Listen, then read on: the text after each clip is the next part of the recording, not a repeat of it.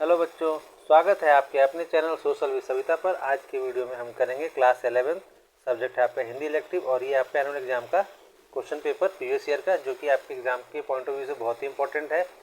Maximum marks आपका 80 marks का होगा और 3 घंटे का समय मिलेगा। ये क्यों इंपॉर्टेंट है बच्चों? कई बार होता है प्रीवियस ईयर का जो क्वेश्चन होता है वो आपके लिए बहुत ही इंपॉर्टेंट इसलिए होता है कि उसमें क्वेश्चन रिपीट हो जाते हैं और एक तो आपको पैटर्न भी पता चल जाता है कि किस टाइप के क्वेश्चन पूछे गए थे उसमें से। तो इस तरह से आपके लिए बहुत ही इंपॉर्टेंट है। चैनल पर नया है तो चैनल को सब्सक्राइब करें, वीडियो को लाइक करें और अपने दोस्तों में शेयर करना ना भूलें। तो चलिए स्टार्ट करते हैं क्वेश्चन नंबर 1 से। क्वेश्चन नंबर 1 है आपका अपठित गद्यांश से।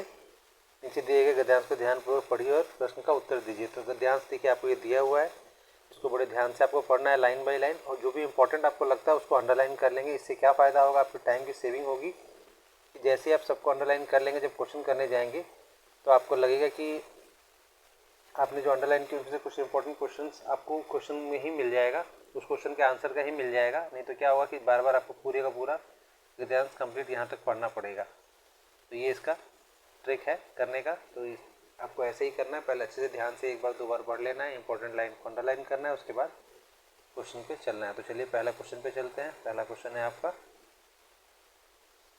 लोगों के नैतिक तथा आध्यात्मिक उत्थान के लिए क्या आवश्यक है? तो ये उत्तर हो जाएगा इसका स्वशासन। हमने आपके लिए आंसर पहले ही लगा दिया है इसमें, ठीक है, तो देखते जाइएगा।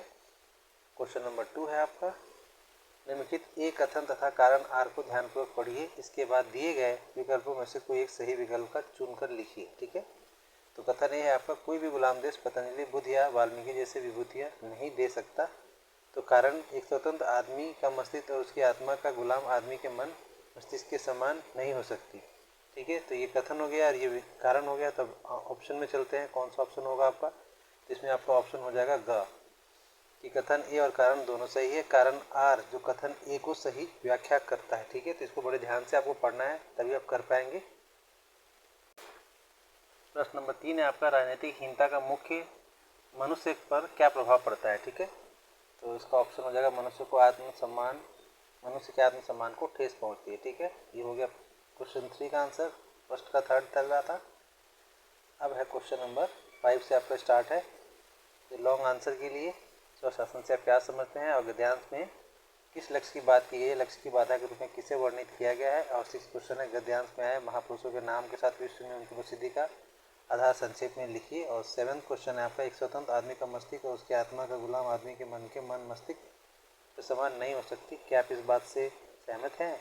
अपने उत्तर के समर्थन में तर्क दीजिए। ठीक है, ये चारों क्वेश्चंस का आंसर, हम इस क्वेश्चन पे स्पेस नहीं है तो नहीं कर पाएंगे, तो हम इसको आपके लिए दूसरे पेज पे कर रहे हैं। तो चलिए आंसर पे चलते हैं। तो बच्चों हम आ चुके हैं क्वेश्चन नंबर 1 का फोर्थ, स्वशासन से आप क्या समझते हैं? तो इसका उत्तर है, स्वशासन का अर्थ है अपना शासन या आत्मनिर्णय का अधिकार।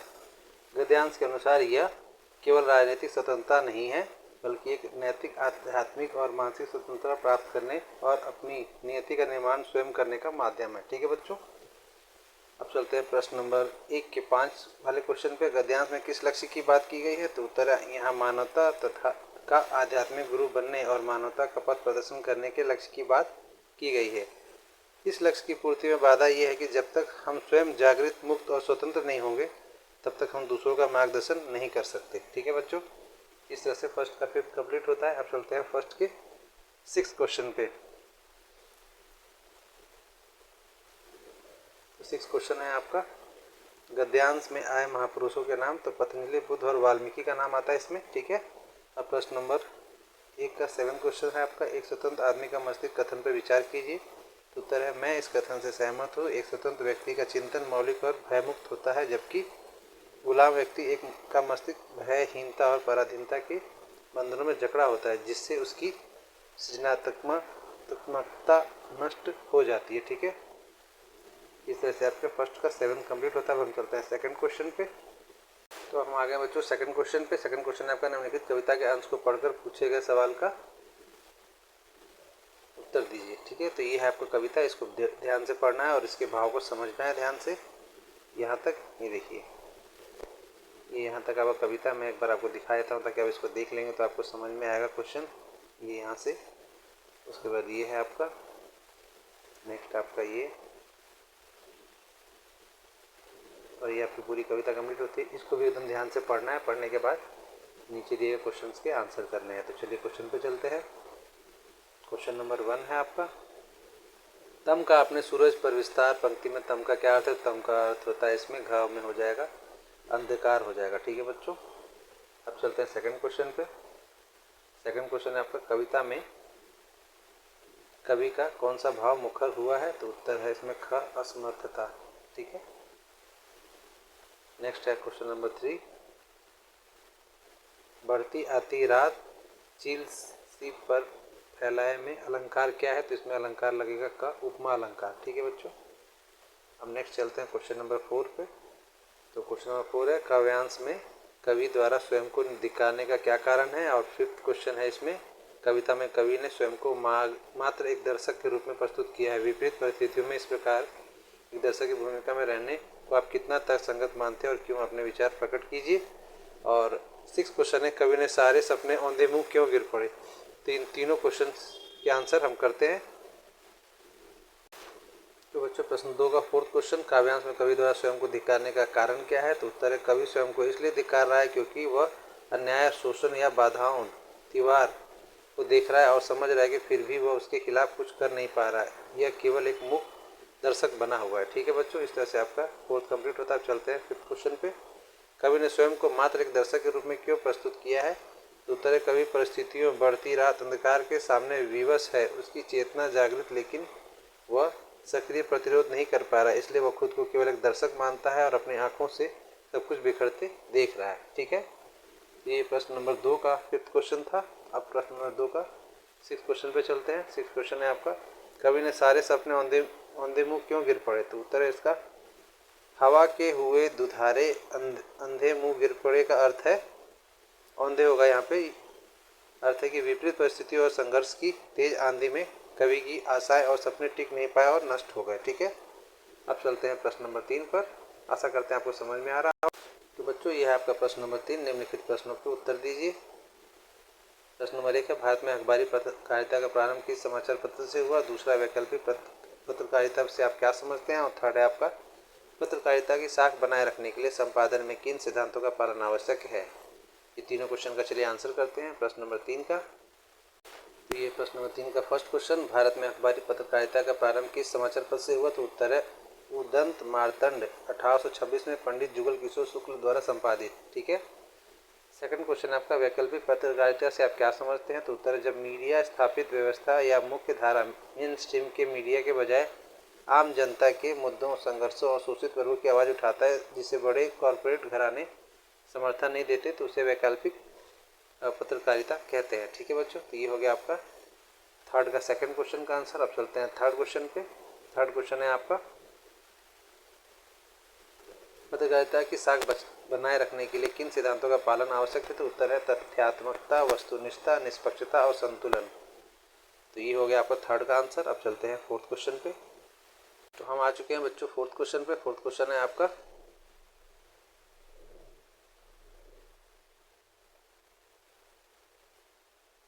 निम्नलिखित 3 विषयों में से किसी एक विषय पर लगभग 120 शब्दों में दृश्य लेखन कीजिए। ठीक है, तो पहला प्रश्न है आपका, विद्यालय में आयोजित खेल दिवस का दृश्य। दूसरा है मेले का दृश्य और तीसरा है परीक्षा कक्ष का दृश्य। ठीक है, तो जो इसमें से तीनों में से जो सबसे अच्छे से आपको आता है उसमें से एक को आपको अच्छे से करना है। ठीक है, तो ये कोई भी हो सकता है, लेकिन आपको इसको करने से प्रैक्टिस हो जाएगी आपको। चलिए हम तीनों क्वेश्चन को करेंगे, तो चलिए इसके आंसर पर चलते हैं। ये प्रश्न नंबर 4 का पहले क्वेश्चन में चलते हैं। आपको इसमें से कोई एक ही करना है, लेकिन हम बारी बारी से तीनों को करेंगे। तो पहला था आपका, विद्यालय में आयोजित खेल दिवस का दृश्य आपको बताना था। तो उत्तर में चलते हैं। दृश्य है विद्यालय का खेल मैदान, चारों तरफ रंग बिरंगे झंडे लहरा रहे हैं। मैदान में एक तरफ छात्रों की भीड़ है जो अपने अपने हाउस की टी शर्ट में है, उद्घोषक मतलब कमेंटेटर की आवाज़ गूंज रही है। तो पहला पॉइंट है, पॉइंट वाइज लिखेंगे तो अच्छा रहेगा। कैमरा ट्रैक पर दौड़ते हुए खिलाड़ियों को जूम करता है। दूसरा पॉइंट है, तभी 100 मीटर की दौड़ सीटी बजती है, खिलाड़ी हवा से बातें करते हुए दौड़ते हैं। थर्ड पॉइंट है, दर्शक दीर्घा में बकलब और तालियों की गड़गड़ाहट, बैकअप कहते हैं बच्चों को ना। मुख्य अतिथि विजेता को मेडल पहनाते हैं। छात्र के चेहरे पर पसीने के साथ साथ जीत की चमक है और पृष्ठभूमि में स्कूल बैंड की धुन बज रही है। ठीक है, तो ये हो गया पहले क्वेश्चन का आंसर। अब चलते हैं सेकंड क्वेश्चन पे, ये देख लीजिए। अब चलते हैं सेकंड क्वेश्चन पे। आपका मेले का दृश्य में आपको दिखाना, तो मेले के दृश्य में चलते हैं हम। दृश्य क्या है? एक बड़ा खुला मैदान, शाम का समय, रंग बिरंगी लाइट के साथ सजा हुआ एंट्री गेट।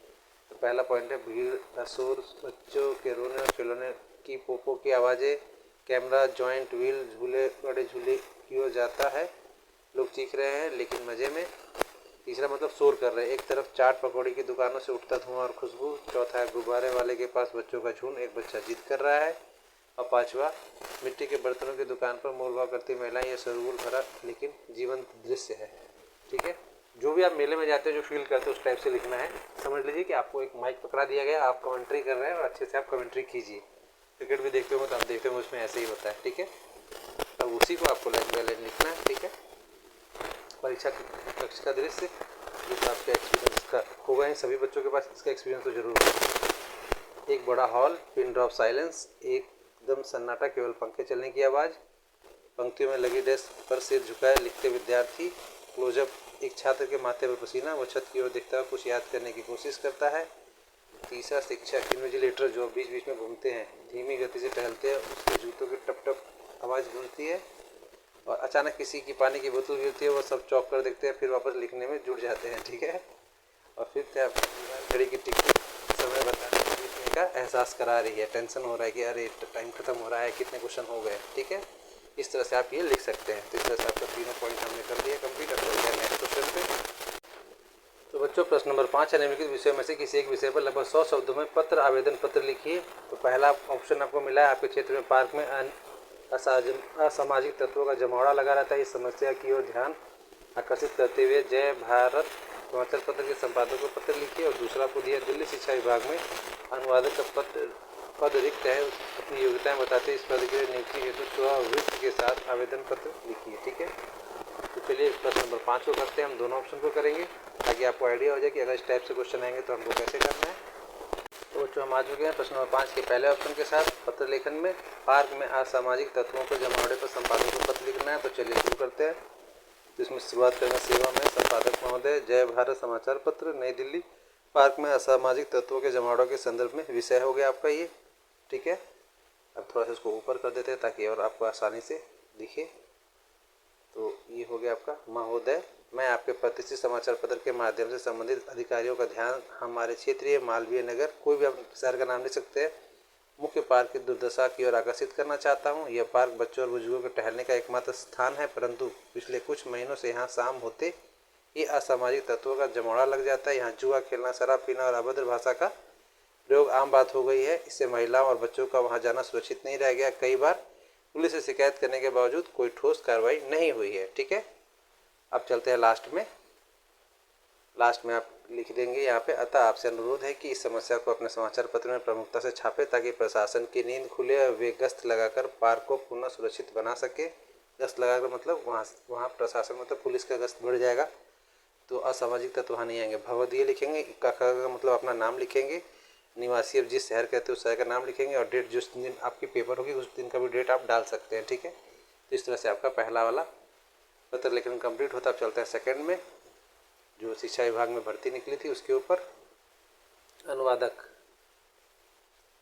पद हेतु आवेदन पत्र स्ववृत्त सहित। ठीक है, तो इसमें चलिए शुरू करते हैं। लेटर का फॉर्मेट ऐसा ही होना चाहिए। सेवा में निदेशक, दिल्ली शिक्षा विभाग, सिविल लाइंस दिल्ली, विषय अनुवादक पद हेतु आवेदन। ठीक है, विषय के नीचे अंडरलाइन कर लेंगे तो सही लगेगा टीचर को कि हाँ बच्चे को अच्छे से फॉर्मेट आता है। महोदय, अब इसको चलते थोड़ा सा ऊपर कर देते हैं आपके लिए।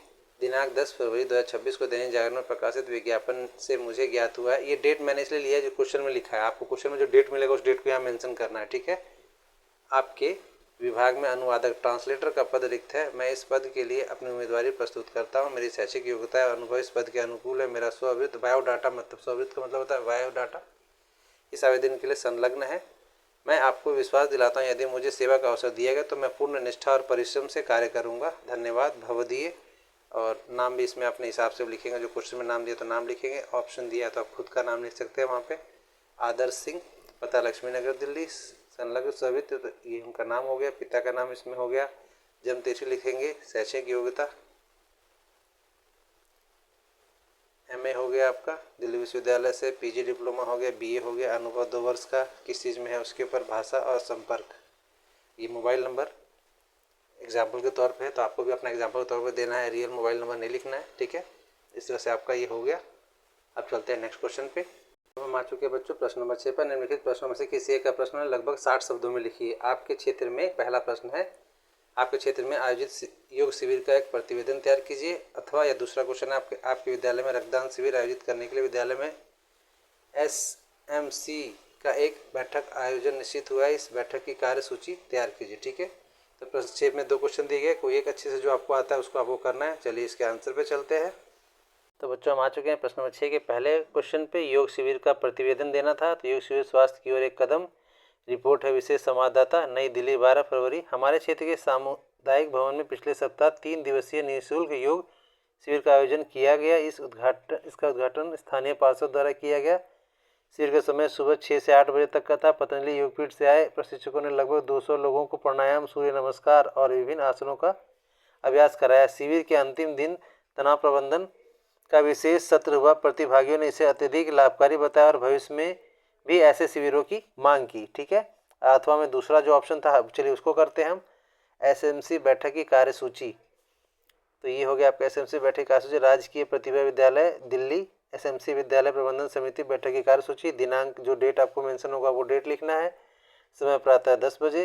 स्थान कॉन्फ्रेंस हॉल। बैठक के मुख्य विषय, पिछली बैठक की कार्रवाई की पुष्टि करना। मुख्य एजेंडा, विद्यालय में रक्तदान शिविर, ब्लड डोनेशन कैंप का आयोजन पर चर्चा करना।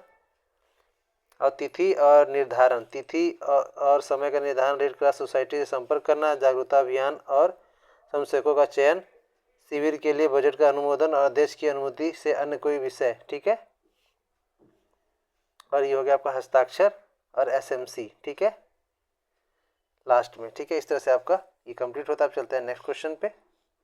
बच्चों अब हम आ चुके हैं प्रश्न नंबर 7 पर। निम्नलिखित प्रश्नों के उत्तर 60 शब्दों में दीजिए। एनी फ्रैंक की डायरी के विषय में आप क्या जानते हैं, संक्षिप्त टिप्पणी लिखिए। और दूसरा है, पटकथा लेखन में तकनीक का प्रयोग किस प्रकार संभव है। ठीक है, तो इसी तरह से अभी दोनों क्वेश्चन के आंसर हम करेंगे। तो बच्चों हम आ गए प्रश्न नंबर 7 के पहले प्रश्न पे।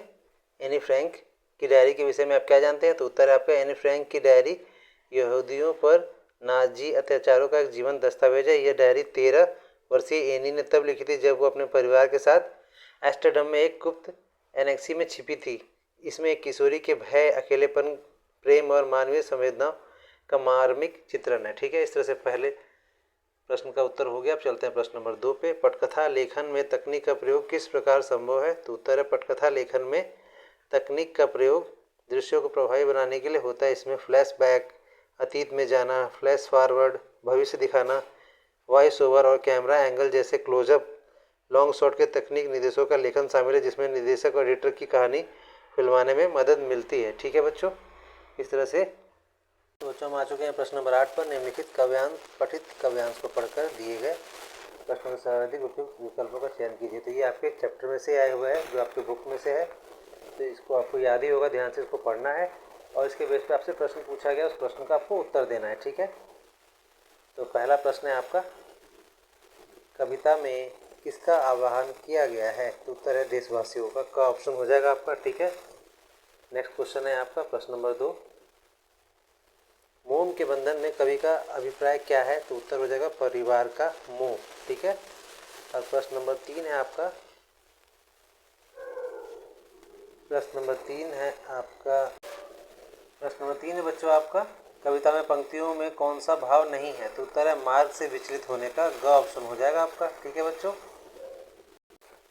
प्रश्न नंबर 4 है आपका, विश्व का क्रंदन किस प्रकार प्रतीक बनकर आया है, तो उत्तर हो जाएगा आपका घ, भारत की परतंत्रता का। ठीक है, प्रश्न नंबर 5 है आपका, कविता का प्रमुख स्वर क्या है, प्रमुख स्वर है, तो ग हो जाएगा प्रेरणा और जागरण ऑप्शन। ठीक है, अब चलते हैं प्रश्न नंबर 9 पर। तो प्रश्न नंबर 9 है आपकी, 9 के अंदर दिया हुआ है किन्हीं 2 प्रश्नों के आपके उत्तर देने हैं 40 शब्दों में। आपको 3 प्रश्न पूछे गए हैं, तीनों प्रश्न को देख लीजिए। इन तीनों प्रश्न को हम करते हैं। प्रश्न नंबर 9 का बच्चों पहला प्रश्न है ये आपका, पत्नी की आंखें आंख नहीं हाथ है, घर में वापसी कविता के आधार पर समीक्षा, तो उत्तर है गरीबी और अभाव के बीच पत्नी की आंखें केवल देखने का काम नहीं करती, बल्कि वे एक सहारे की तरह पूरे परिवार को भावनात्मक रूप से थामे रहती है। उसकी आंखों में वह स्नेह और सबल है जो टूटे हुए रिश्तों को जोड़ता है। ठीक है, प्रश्न नंबर 2 है मुरली के प्रति गोपियों का भाव। तो उत्तर है गोपियाँ मुरली की ईर्ष्या का भाव रखती है। उन्हें लगता है कि वह बांसुरी हर समय कृष्ण के होठों से लगी रहती है और कृष्ण का सारा प्रेम चुरा लेती है, इसलिए गोपियाँ कृष्ण के निकट नहीं आ पाती। ठीक है, ये हो गया 2 प्रश्न का उत्तर। अब है तीसरा, इनमें से जो आपको अच्छे से आता है वैसे ही करेंगे आप पेपर में। तो कस्तूरी मृग के स्वयं पर चिढ़ने का क्या कारण है? तो उत्तर है कस्तूरी मृग अपनी ही नाभि में छिपी सुगंध कस्तूरी को नहीं पहचान पाता और उसे पूरे जंगल में पागलों की तरह ढूंढता रहता है। जब उसे यह सुगंध बाहर नहीं मिलती तो वह अपनी असफलता पर चिढ़ता है और यह ईश्वर को बाहर ढूंढने और स्वयं में न पहचानने का प्रतीक है। ठीक है बच्चों, इस तरह से आपका ये प्रश्न कंप्लीट होता है। हम आते हैं नेक्स्ट प्रश्न पे। प्रश्न नंबर 10, निम्नलिखित में से किसी एक काव्यांश की सप्रसंग व्याख्या कीजिए। तो ये देखिए आपको काव्यांश दिया हुआ है आपके बुक में से ही, ये देख रहे हैं आप, ये यहाँ से स्टार्ट है और भी नीचे है ये देखिए यहाँ तक आपको दिया है। काव्यांश का अंश मिलेगा आपको करने के लिए और इसके बेस पर आपको क्वेश्चन पूछा जाएगा। नेक्स्ट अथवा वाले में दूसरे पे भी चलिए 2 मिलेगा, 2 में से किसी एक को आपको अच्छे से करना है, सेकंड वाला है। ठीक है, तो इस तरह से आपको ध्यान से इसको पढ़ना है। उसके बेस पर जो क्वेश्चन है इसको ये करना, सॉरी क्वेश्चन नहीं पूछा गया, इसमें आपको ये बताना है सप्रसंग व्याख्या। ठीक है, प्रसंग व्याख्या इसके ऊपर करनी है। तो चलिए हम इसके उत्तर पर चलते हैं, प्रश्न नंबर 10 के उत्तर पे। तो हम आ चुके हैं प्रश्न नंबर 10 के पहला क्वेश्चन पे। इनमें से कोई एक कर सकते हैं, आप दोनों को उत्तर दिए गए हैं। पहला है भूल गए लाला अपनी शुद्धि के हिसाब से। तो बच्चों इसमें आगे कवि और कविता, यह पंक्तियाँ सुमित्रानंदन पंत की कविता संध्या के बाद से ली गई है। प्रसंग है इसमें ग्रामीण परिवेश में एक छोटे व्यापारी लाला की मनोदशा का वर्णन है। गोधूली बेला शाम के समय जब वो अपनी दुकान पर बैठा है तो वह उदास और चिंतित हो उठता है। अब चलते हैं इसकी व्याख्या पर। तो कवि कहते हैं कि संध्या के धुंधले के लाला में अपनी सुध-बुध खो बैठे हैं। वे ब्याज और मूलधन की चिंताओं में भूल गए हैं। उनकी छोटी सी परचून की दुकान उन्हें बहुत तुच्छ लग रही है। यह इस शांत शाम नीरव प्रदोष में उनके भीतर का जगत बाहर उमड़ रहा है, यानी वे आत्मचिंतन कर रहे हैं। उन्हें महसूस हो रहा है कि उनका अस्तित्व कितना छोटा है और वे असफल जीवन की पीड़ा का अनुभव कर रहे हैं। वे अपनी इच्छाओं को पूरा नहीं कर पाए। ठीक है, ये हो गया पहले प्रश्न का उत्तर। अब चलते हैं नेक्स्ट प्रश्न पे। तो ये है नेक्स्ट प्रश्न आपका। यह कवि रीतिकाल के महाकवि देव द्वारा रचित है। प्रसंग है इसमें कवि ने अपने समय के भोग विलास में डूबे गुणहीन राजाओं के दरबारी संस्कृति पर व्यंग किया है। व्याख्या में चलते हैं। कवि कहते हैं राजा साहिब अंधा है, उसे गुण दोष नहीं दिखता। मंत्री मुसाहिब गूंगे हैं, सच बोलने की हिम्मत नहीं करते। पूरी सभा बहरी है, यह यहाँ केवल चापलूसी और मनोरंजन रंगरीज का बोलबाला है। ऐसे दरबार में कला और ज्ञान अपना रास्ता भूल गए हैं। मूल्यों तथा भूल और भटकों यानी उनका कोई सम्मान नहीं है। यहाँ वेशभूषा कथन या कला की समझ किसी को नहीं है। कवि देव कहते हैं कि मैं ऐसी बिगड़ी हुई मती मुक्ता सभा के सामने नट की तरह सारी रात व्यस्त नाचता रहा, अपनी कविता सुनाता रहा, जिसका कोई मूल्य नहीं पड़ा। ठीक है, इस तरह से आपका सेकंड का हो गया प्रश्न का उत्तर। तो बच्चों हम आ चुके हैं प्रश्न नंबर 11 पर। निम्नलिखित गद्यांश को ध्यानपूर्वक पढ़िए और उचित विकल्प का चयन कीजिए। ठीक है, तो ये आपका गद्यांश है, इसको बड़े ध्यान से पढ़ना है लाइन बाय लाइन, और जो भी इंपॉर्टेंट लाइन लग रहा है आपको उसको अंडरलाइन करना है, ताकि आपके समय की बचत होगी। बार बार क्वेश्चन करने के टाइम पर आपको पूरा गद्यांश नहीं पढ़ना पड़ेगा। इससे आपका फायदा ये होगा कि टाइम की सेविंग होगी और सारे के सारे क्वेश्चन आप अटेम्प्ट कर पाएंगे। नहीं तो क्या होता है कि आपको समय नहीं बचता, आपके क्वेश्चन छूट जाते हैं। ठीक है, तो पहले प्रश्न पे चलते हैं। पहला प्रश्न है आपका, गद्यांश में वर्णित यह एक लड़का कौन है? तो उत्तर है लाल का एक दोस्त। ग ऑप्शन हो जाएगा आपका। ठीक है, नेक्स्ट क्वेश्चन है आपका, तू तो ठीक भारत माता सी लगती है, इस कथन के लिए किसे कहा गया है? तो उत्तर है जानकी के लिए कहा गया है। क ऑप्शन हो जाएगा आपका। प्रश्न 3 है आपका, लड़के की कौन कौन सी विशेषताएं गद्यांश में वर्णित है? तो उत्तर है इसमें ऑप्शन दिया है क, वह हंसने में समूचे कॉलेज में फर्स्ट है, वह खूब तगड़ा और बली दिखता है, वह बहुत हंसोड़ है। ये तीनों ऑप्शन हो जाएंगे। तो इसके लिए सबसे उपयुक्त ऑप्शन हो जाएगा उपयुक्त सभी, घ ऑप्शन हो जाएगा आपका। ठीक है, अब चलते हैं प्रश्न नंबर 4 पर। प्रश्न नंबर 4 है आपका, भारत माता के प्रति कौन सा भाव गद्यांश में मुखर हुआ है? तो उत्तर है अपनेपन का भाव। ख ऑप्शन हो जाएगा आपका। ठीक है, नेक्स्ट क्वेश्चन है आपका क्वेश्चन नंबर 5। इस गद्यांश में विंध्याचल की साम्यता की गई है किसमें? तो ग से की गई, नाक से की गई है। ठीक है, नेक्स्ट आपका क्वेश्चन है क्वेश्चन नंबर 12। निम्नलिखित प्रश्नों में से किन्हीं 2 प्रश्नों के उत्तर 40 शब्दों में दीजिए। 3 प्रश्न पूछे गए हैं आपके लिए, इनमें से जो आपको सबसे अच्छे से आता है दो, उसको आपको करना है, सिर्फ दो क्वेश्चन ही आपको करना है। तो चलिए हम इसके उत्तर पर चलते हैं। ये इसके प्रश्न है तीनों, इसको देख लीजिए ध्यान से। अब चलते हैं इसके उत्तर पर। प्रश्न नंबर 12 का पहला प्रश्न है आपका, सपनों के टूटे जाने की आवाज़ उसके कानों में फाड़ रही थी। तो ये चलिए उसके उत्तर पर चलते हैं। यह कथन कहानी के अंत का है। सुखिया और मानव ने बड़ी मेहनत से ईंटें पात कर अपने लिए एक पक्का घर बनाने का सपना देखा था, लेकिन भट्टे का मालिक सूबे सिंह मानव की पत्नी किसी के साथ हुए विवाद और अपने अहंकार के कारण उन कच्ची ईंटों को जानबूझकर तुड़वा देता है। जब सुखिया उन ईंटों के टूटने की आवाज़ सुनता है तो उसे लगता है कि यह ईंटें नहीं बल्कि उसका अपना घर बनाने का सपना टूट रहा है। वह आवाज़ उसे बेहद कष्ट देती है। ठीक है, तो ये हो गया पहले प्रश्न का उत्तर। अब चलता है सेकंड प्रश्न का। प्रश्न आपने देख ही लिया था, नहीं तो वीडियो पॉज करके प्रश्न को भी देख सकते हैं। फूले दंपति के परस्पर संबंधों की तुलना आधुनिक दाम्पत्य जीवन से। तो उत्तर है आपका, ज्योतिबा फूले और सावित्रीबाई फूले का रिश्ता एक दूसरे के प्रति गहरे सम्मान और एक साझा लक्ष्य समाज सुधार पर आधारित था। उन्होंने एक दूसरे के कार्य को सहारा दिया, न कि केवल भावनाओं में। इसके विपरीत आधुनिक दाम्पत्य जीवन में अक्सर अहंकार का टकराव होता है और साझा लक्ष्यों की कमी होती है। फूले दंपति ने सिद्ध किया कि पति पत्नी केवल गृहस्थ नहीं बल्कि सामाजिक परिवर्तन के साथी भी हो सकते हैं। ठीक है, अब चलते हैं प्रश्न नंबर 3 पर। तो ये आ गया आपका प्रश्न नंबर 3, भारतवर्ष की उन्नति कैसे हो सकती है? भाषण से दो बातें। तो भारतेंदु हरिश्चंद्र ने मुख्य रूप से दो बातों पर जोर दिया। पहला, आलस्य का त्याग, भारतीयों को अपने समय का सदुपयोग करना चाहिए और कड़ी मेहनत उद्योग करनी चाहिए। ठीक है। दूसरा है स्वदेशी का उपयोग, हमें विदेशी मूल वस्तुओं पर निर्भर न रहकर अपने देश में बनी वस्तुओं का उपयोग करना चाहिए और अपनी भाषा और संस्कृति का सम्मान करना चाहिए। ठीक है, इस तरह से आपका तीनों क्वेश्चन के आंसर हो चुके हैं। अब चलता है नेक्स्ट क्वेश्चन पे। प्रश्न नंबर 13 आपका, निम्नलिखित गद्यांश में से किसी एक किस्सा प्रसंग व्याख्या कीजिए। जैसे अभी हमने ऊपर किया था वो कविता का, वैसे ही अब इसका करेंगे हम। ठीक है, तो ये गद्यांश आपका दिया है, उसको ध्यान से पढ़ना है और इसकी व्याख्या करनी है। तो कैसे लिखना है इसको, तो चलिए इसको देखेंगे। ये अथवा में दूसरा गद्यांश है आपका, इसको भी ध्यान से पढ़ना है और उसके ऊपर एक व्याख्या करनी है आपको। दोनों में से जो आपको सबसे अच्छे से आता है उसको करेंगे। तो चलिए इसके उत्तर पर चलते हैं।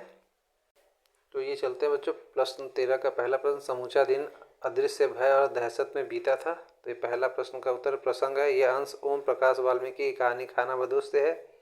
यह उस समय का वर्णन है जब सूबे सिंह मालिक की बुरी नियत अत्याचार के कारण मजदूर डरे हुए हैं। व्याख्या क्या है इसमें? लेखक बताते हैं कि भट्टे का माहौल इतना भयानक था कि पूरा दिन मजदूरों ने डर के साए में बिताया। जसदेव जिसे सूबे सिंह ने पीटा था बुखार में अपनी झोपड़ी में पड़ा रहा और सुखिया उसके पास बैठा था। सभी मजदूर इस बात से डरे हुए थे कि सूबे सिंह कभी भी वापस आ सकता है और शाम होते ही वहाँ सन्नाटा छा गया जो मजदूरों की बेबसी और शोषण को दर्शाता है। यहाँ तक कि बूढ़ा बिलसिया और किसनी भी डरे हुए दुबक गए थे। यह शोषण वर्ग की व्यवस्था का मार्मिक चित्रण है। ठीक है, अब इसी में दूसरा ऑप्शन आपको मिला था। तो दूसरा ऑप्शन है आपका, घर पर बुआ मारती थी फूफा मारता था। पाठ गूंगे से लिया गया। तो प्रसंग है, यह अंश राघव की कहानी गूंगे से है। इसमें गूंगे दिव्यांग किशोर के अतीत और उसके प्रति समाज की संवेदनहीनता का वर्णन है। व्याख्या क्या है इसमें? गूंगे ने इशारे में बताया कि कैसे बचपन से उसे अपने ठुकराया जिन्होंने उन्हें पाला। बुआ फूफा उन्होंने भी उन्हें प्यार देने के बजाय मारा पीटा और उससे मजदूरी करवाई। वह मेहनत करके उन्हें पैसे देता, फिर भी उसे रूखा सूखा खाना मिलता। इस शोषण के कारण वह घर छोड़कर भाग गया। यह गद्यांश बताता है कि समाज दिव्यांगों के प्रति कितना क्रूर हो सकता है, जबकि उनके भीतर भी मनुष्य की करुणा पाने की गहरी चाह होती है। ठीक है बच्चों, इस तरह से आपका प्रश्न नंबर 13 कंप्लीट होता है। अब चलते हैं नेक्स्ट क्वेश्चन पे। तो बच्चों ये है आपका प्रश्न नंबर 14, लास्ट क्वेश्चन। निम्नलिखित प्रश्नों में से किन्हीं दो प्रश्नों के लगभग 100 शब्दों में उत्तर दीजिए। तो 3 क्वेश्चन आपसे पूछे गए हैं, 3 में से जो आपको बेस्ट 2 अच्छे से आते हैं उसको आप करेंगे। ठीक है, तो ये 3 प्रश्न। पहला प्रश्न है, अब्बा ने पेंटिंग देखी और बेटे को गले लगा लिया। कौन सी पेंटिंग थी? बाकी चित्रों से कैसे लगती? इस पेंटिंग को बनाने का विचार हुसैन के मन में कब और कैसे आया? ये पहला प्रश्न हो गया आपका। दूसरा है, शरत ने अपने जीवन में अनेक अनुभव हुए, क्या इन अनुभवों से उन्हें कहानीकार बनने में कोई योगदान रहा? उन्हें कहानी लिखने की प्रेरणा कहाँ से मिली? स्पष्ट करिए। और तीसरा है, सूक्ष्म पर्यवेक्षण की प्रवृत्ति शरत में बचपन से ही थी, पाठ में आई घटनाओं के आधार पर इस कथन की पुष्टि कीजिए। तो चलिए हम इस तीनों क्वेश्चन को करते हैं। हम आ चुके हैं प्रश्न नंबर 14 के उत्तर पे। पहला प्रश्न था आपका, अब्बा ने पेंटिंग देखी और बेटे को गले लगा लिया, हुसैन की इस कहानी की अपनी जबानी। तो उत्तर है, मकबूल फिदा हुसैन ने बचपन में एक फिल्म सिंगड़ का पोस्टर देखा था जिसमें एक मराठा योद्धा हाथ में तलवार लिए हुआ था।